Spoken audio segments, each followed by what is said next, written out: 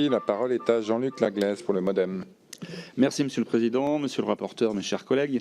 Le projet de loi que nous examinons aujourd'hui fait suite au rapport de la mission conduite par Jean-Cyril Spinetta sur l'avenir du transport ferroviaire. Ce rapport fait état d'une situation préoccupante du ferroviaire français en termes d'efficacité, de service et de dégradation continue. Il pose un diagnostic sévère sur la situation de la SNCF. La France continue de financer cette entreprise à hauteur de 14 milliards d'euros par an, alors que le service se dégrade, malgré des coûts d'exploitation en constante hausse. La dette augmente en parallèle de plus de 3 milliards d'euros chaque année. Malgré ces chiffres, le quotidien de nos concitoyens rime avec performance insatisfaisante, multiplication des retards et des pannes, qui mènent parfois jusqu'à des accidents graves. Cette évolution du ferroviaire français, reconnue de longue date comme une référence au niveau mondial, n'est plus possible. Partant de ce constat, le groupe MoDem et apparentés partage la conviction qu'une réforme globale du secteur ferroviaire est nécessaire. Ce projet de loi répond donc à ces problématiques en proposant les mesures nécessaires à une réforme globale du système ferroviaire, avec l'objectif d'assurer un meilleur service public au meilleur coût pour la collectivité.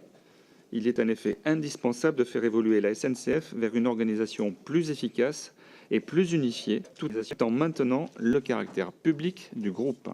Il est indispensable de mettre en place un nouveau cadre pour l'emploi des salariés du ferroviaire et d'améliorer la performance de la SNCF.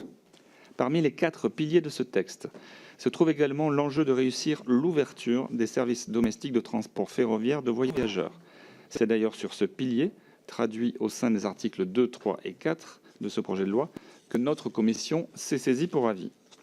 Ces articles sont nécessaires pour transposer en droit national la directive établissant un espace ferroviaire unique européen, tel que modifié par le 4e paquet ferroviaire. Le groupe MoDem, fervent défenseur de la construction européenne, se félicite de ces mesures qui favorisent l'intégration européenne dans le secteur du transport ferroviaire. Il est important de souligner que cette ouverture à la concurrence sera encadrée et équilibrée, que ce soit pour nos usagers ou nos entreprises, et que la continuité du service public sera assurée. Il est important de le rappeler car l'ouverture à la concurrence est parfois mal perçue en France. Nous sommes très attachés à nos services publics et à nos joyaux industriels et commerciaux. Il faut néanmoins percevoir cette ouverture comme une opportunité qui permettra aux usagers d'une part d'avoir accès à de meilleurs services, ainsi qu'à nos entreprises d'autre part d'exporter leur savoir-faire et leur expertise chez nos partenaires européens.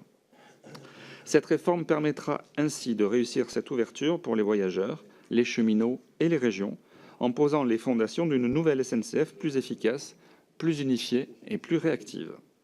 Nous regrettons toutefois que les mesures de ce projet de loi ne soient pas traitées dans un volet plus large relatif à la mobilité. Il serait pourtant primordial de lier les deux.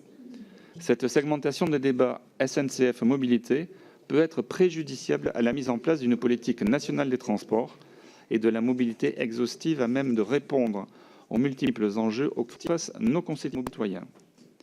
Cette réforme holistique doit en effet s'accompagner d'une vraie réflexion sur l'aménagement du territoire et les mobilités du futur.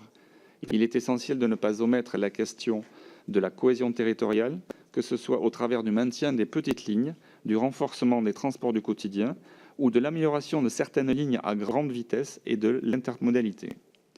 L'enjeu est de désenclaver certains territoires tout en préservant les missions de service public afin de renforcer notre compétitivité et notre mobilité. Nous demandons ainsi une vraie réforme en termes de mobilité afin d'offrir aux Français de meilleures dessertes qui leur permettront de se déplacer, d'avoir un travail et de favoriser par là même une plus forte inclusion sociétale.